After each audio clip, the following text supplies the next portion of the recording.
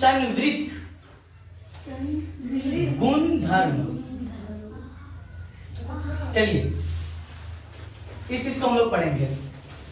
पहले हम लोग प्राकृतिक संख्या में देखते हैं, ठीक है ना, प्राकृतिक संख्या में है कि नहीं है। चलिए नंबर 1 हम लोग लेंगे प्राकृतिक संख्या। इसको प्राकृतिक संख्या भी बोल सकते हो, ठीक है ना, जिसको हम लोग बोलेंगे नेचुरल नंबर। क्या बोलेंगे जी? नेचुरल नंबर, ठीक है ना। चलिए अब यहाँ प्राकृतिक संख्या हो गया। आप लोगों को तो मालूम है प्राकृतिक संख्या होता क्या है ना। प्राकृतिक संख्या क्या होता है भाई? गिनती की संख्या को प्राकृतिक संख्या बोलते हैं। 1 2 3 4 5 इस तरह से आते रहेगा अनंत तक। कहां तक आएगा? अनंत तक आते रहेगा, ठीक है ना। अब देखिए प्राकृतिक संख्या में योग करके हम लोग देखते हैं क्या ये संविलित गुणधर्म है कि नहीं है, ठीक है। अब देखिए हम लोग योग करके देखते हैं। योग को हम लोग क्या बोलते हैं इंग्लिश में? जल्दी बोलो। योग को क्या बोलते हैं? एड बोलते हैं, या हम लोग एडिशन कर सकते हैं। ADDITION, एडिशन, ठीक है। अब इसमें देखिए कोई भी आप प्राकृतिक संख्या ले लीजिए। सपोज हम 3 ले लेते हैं और हम लोग 5 ले लेते हैं। कितना आया? अच्छा ये देखिए कि योग करके संख्या कौन सा प्राप्त हुआ? क्या प्राकृतिक संख्या प्राप्त हुआ? 8 जो प्राप्त हुआ हमें, यहाँ 8 जो मिला जोड़ करके, क्या ये 8 प्राकृतिक संख्या है? प्राकृतिक संख्या, ठीक है। अब देखिए 5 और 6 को जोड़िए, क्या ये प्राकृतिक संख्या आया? जोड़ करके प्राकृतिक संख्या आया? जल्दी बताइए। तो हम लोग यहां लिख सकते हैं अतः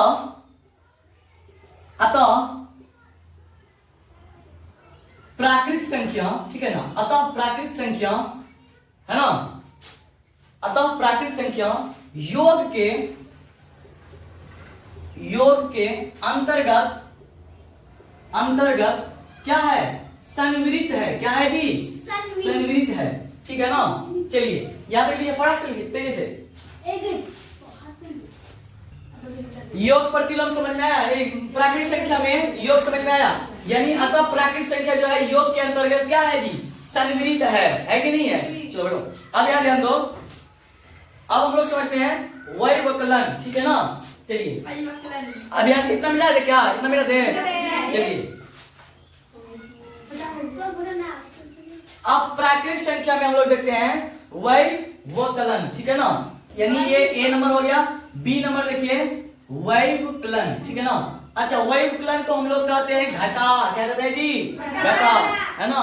इसको इसका इंग्लिश क्या आ जाएगा वैवकलन का? सबट्रैक्शन। क्या आ जाएगा? सबट्रैक्शन। क्या आ जाएगा? सबट्रैक्शन। अच्छा वैवकलन में देखिए हम लोग करके देखते हैं, घटा करके देखते हैं। यानी कोई भी आप प्राकृतिक संख्या लीजिए, उसको आप घटाइए। देखो नु, जैसे हम 4 में से 3 को घटाते हैं, कितना बचा? 1 बचा। तो 1 जो है क्या है? प्राकृतिक संख्या है। अच्छा अगर हम लोग 3 में 4 को घटाए तो कितना प्राप्त हुआ? -1 प्राप्त हुआ। तो ये बताओ ये -1 प्राकृतिक संख्या है? नहीं है। तो हम लोग यहां लिखेंगे अतः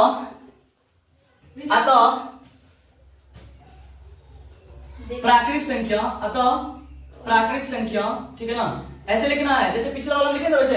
अतः प्राकृतिक संख्या वैवकलन के अंतर्गत क्या है? अंतर्गत संवृत्त नहीं है। अंतर्गत संवृत्त नहीं है। अंतर्गत संवृत्त नहीं है। अंतर्गत संवृत्त नहीं है, ठीक है ना। चलिए अंतर्गत संवृत्त नहीं है। चलो यहां तक लिखिए, फटाक से लिखिए।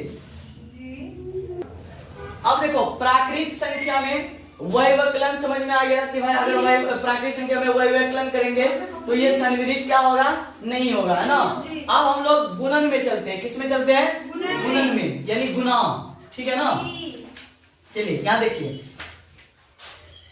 गुणन इंग्लिश क्या हो जाएगा इसका?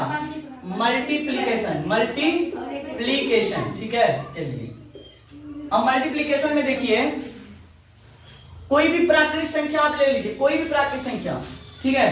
3 गुना 7 कितना आया? 21। 4 गुना 9 कितना आया? 36। अच्छा यहां से हमें क्या मालूम चला कि भाई अगर गुना करेंगे प्राकृतिक संख्या को प्राकृतिक संख्या से, वो हमें प्राकृतिक संख्या ही मिलेगा। लेकिन इससे पहले अभी घटा रहे तो प्राकृतिक संख्या से प्राकृतिक संख्या घटा रहे थे, तो कभी प्राकृतिक संख्या मिलता था, कभी पूर्णांक संख्या मिलता था, है कि नहीं है। लेकिन इसमें देखिए गुणन में अगर गुणन करते हैं, गुना करते हैं तो क्या मिलता है हमको?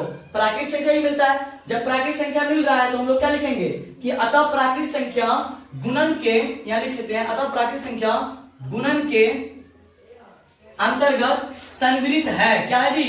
संवृत है। ठीक है ना, आप लोग इतना लिखिए। ठीक है, चलिए यहां देखो, यहां तक समझ में आया? गुणन यानी मल्टीप्लिकेशन। अगर प्राकृत संख्या को प्राकृत संख्या से गुणा करेंगे तो आपको प्राकृत संख्या मिलेगा। ठीक है, जब प्राकृत संख्या को गुणा करेंगे तो प्राकृत संख्या मिलता है, तो हम लिख सकते हैं तो प्राकृत संख्या गुणन के अंतर्गत क्या है? संवृत है। अब इसमें देखिए हम लोग जोड़ करके भी देख लिए, घटा करके भी देख लिए, गुणा करके भी देख लिए, अब हम लोग भाग करके देखेंगे। ठीक है, चलिए देखते हैं। अब यहाँ पे देखिए डी नंबर यानी भाग। भाग तो हम लोग कह सकते हैं डिवीजन। डिवीजन कह सकते हैं, डिवीजन। अब यहाँ पे देखिए डिवीजन। ठीक है ना, अब देखिए नो, कोई भी संख्या लीजिए, प्राकृत संख्या होना चाहिए। जैसे 4 लेते हैं भागा 5 लेते हैं। अब यार देखिए 4 भागा 5 में इसको क्या हम लोग इस तरह से लिख सकते हैं? 4/5 लिख सकते हैं। तो 4/5 क्या प्राकृत संख्या है? नहीं है ना। 4/5 आपका प्राकृत संख्या है? नहीं है। जब प्राकृत, देखो प्राकृत संख्या नहीं है, प्राकृत संख्या नहीं है। लेकिन अगर 6 को भाग देते हैं 2 से तो ऐसे ही पता चलता 2 तिया 6 है कि नहीं है? तो लेकिन हम लोग इस तरह से लिख लेंगे 6/2, तो 2 एकम 2, 2 तिया 6, कितना आया? 3। 3 क्या है? प्राकृत संख्या है। क्या है जी? प्राकृत संख्या। इससे क्या पता चला? अगर हम लोग प्राकृत संख्या को प्राकृत संख्या से भाग करेंगे तो हम लोग प्राकृत संख्या भी पा सकते हैं। अगर प्राकृत संख्या को प्राकृत संख्या भाग करेंगे तो हम लोग प्राकृत संख्या नहीं भी पा सकते हैं। जैसे कि यहाँ पे देख सकते हैं आप लोग, पहला नंबर 4/5 तो ये प्राकृत संख्या नहीं है। लेकिन दूसरा नंबर देखिए 6/2 तो ये प्राकृत संख्या है कि नहीं? तो हम लोग यहाँ पे लिख सकते हैं अतः प्राकृत संख्या, अतः प्राकृत संख्या भाग के अंतर्गत संवृत क्या है जी? संवृत नहीं है। क्या है? नहीं है। अगर यहाँ दोनों फॉर्मेट में हमको क्या मिल जाता? प्राकृत संख्या ही मिल जाता, तो हम लोग क्या लिखते कि भाग जो है भाग के अंतर्गत प्राकृत संख्या है, संवृत है कि नहीं है? चलिए यहां तक आप लोग नोट कीजिए। हम लोग कल जो देखेंगे ये संवृत गुणधर्म पूर्ण संख्या में देखेंगे। किसमें देखेंगे? पूर्ण संख्या में। यहां तक आप लोग नोट कीजिए।